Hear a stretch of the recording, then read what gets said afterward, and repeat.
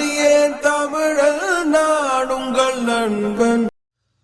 So நாங்கள் தமிழ் குடியில் அப்பப்போ இந்த மாதிரி நல்ல குடியும் காட்டுவோம். அந்த குடி வேறு, இந்த குடி வேறு. இது பகலில், அது 6 மணிக்கு பிறகு. தமிழ் குடிக்கு சப்போர்ட் பண்ணுங்கள். வந்து பாருங்கள், இந்த மாதிரி நல்ல நல்ல விஷயங்கள்லாம் உங்களுக்கு தேவைன்னா நம்மளை ஃபாலோ பண்ணுங்கள். இதெல்லாம் குட்டி குட்டியாக வெட்டியாச்சு. என்ன பண்ணுறீங்க, குறிப்பாக ஒரு என்னன்னு சொல்கிறது, இந்த தோல்களை எல்லாம் நேரடியாக குப்பை தொட்டியில் போட்டுறாதீங்க தயவு செஞ்சு நீங்கள் யாருமே.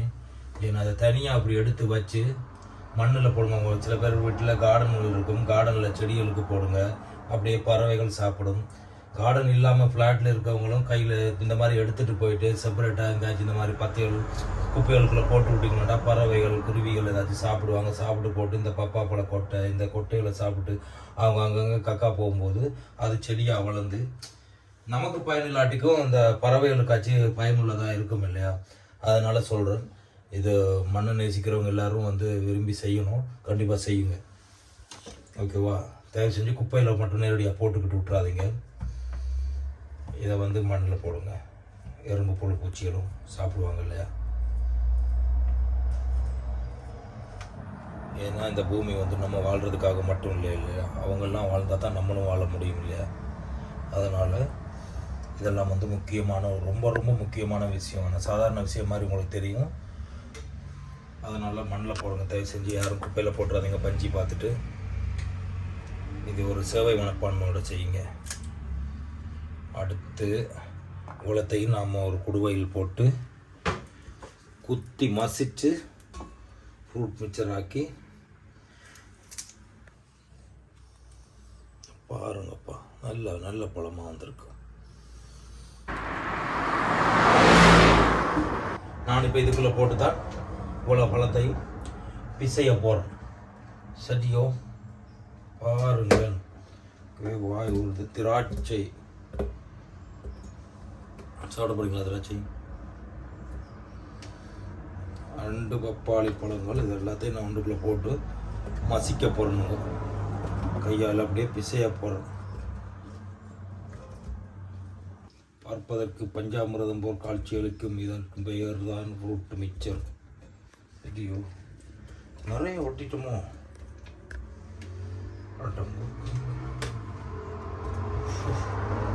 ஆமாங்க, இவ்வளோ வரும்னு நானும் எதிர்பார்க்கல.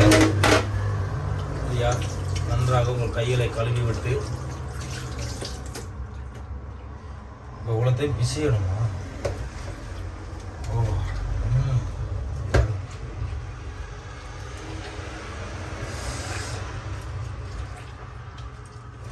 செய்யும்போதே வாய் ஊறுது.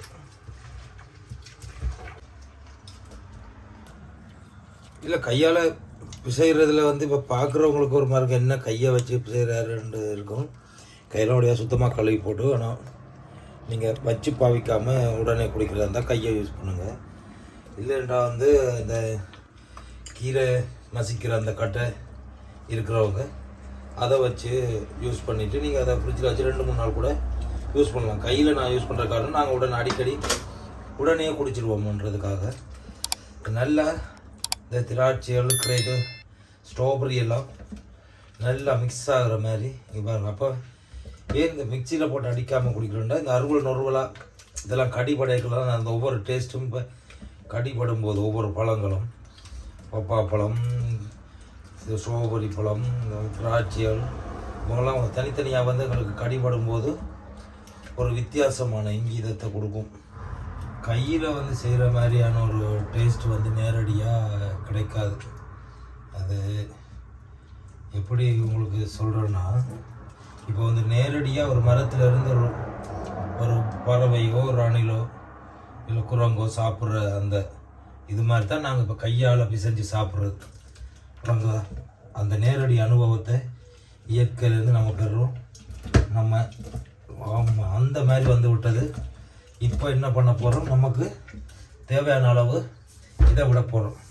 இது திறந்து தாரீங்களா? நன்னாரி சிறப்பு இங்கே பாருங்கள். நன்னாரி சிறப்புன்றது சர்பத்துக்கு ஸ்பெஷலாக சர்பத்து போடுறவங்களும் யூஸ் பண்ணுவாங்க. இது எதுக்காகண்டா இந்த சுவைக்காக. நாங்கள் சீனி போடாமல் சீனிக்கு பதிலாக இந்த சுவைக்கு ஏற்ற மாதிரி இதை கொஞ்சம் இந்த சிறப்பை கொஞ்சம் போட்டு கலந்தவன்டா அந்த மாதிரி இருக்கும். சரியோ? இதுக்கு பிறகு நல்லா இவனை கலந்த பிறகு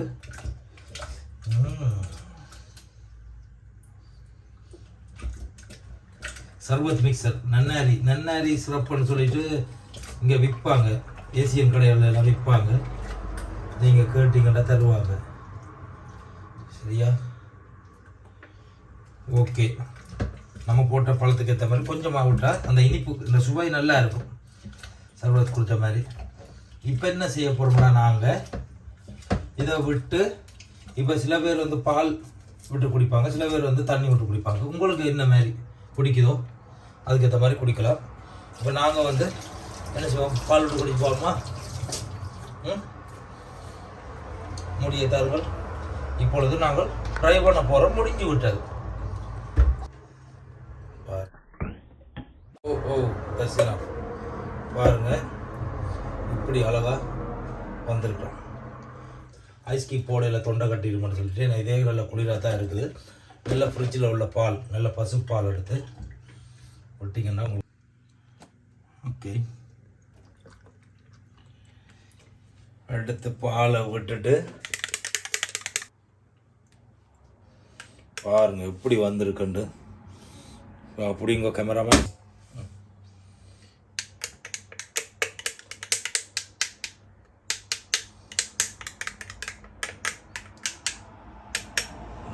குடிச்சு பார்க்க போறோம்.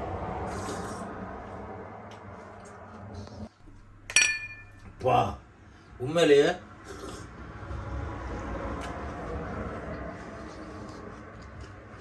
நிறைய பழம். இதை வந்து ஆக்களுக்கு கொடுக்குறதா இருந்தால் நீங்கள் இன்னும் நிறைய தண்ணி விடலாம், நிறைய மில்க் விடலாம். இது நாங்களே ஃபேமிலிக்குள்ளே 2 பேர் குடிக்கிறதுன்றதால பிள்ளைகள் ஸ்கூல் போயிட்டாங்க. அதனால நாங்கள் பாலை மொத்தமாக கலக்கல. பாலை மொத்தமாக கலந்து விட்டால் மேபி அது ஒரு மாதிரி திரஞ்சி போன மாதிரி இருக்கும்.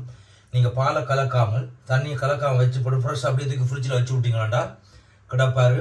நல்லா கூலிங் ஆன அப்புறம் எடுத்து நீங்கள் தண்ணியை பாலை விட்டு மிக்ஸ் பண்ணி போட்டு குடிச்சு ட்ரை பண்ணி பாருங்கள் ஃப்ரெண்ட்ஸ்.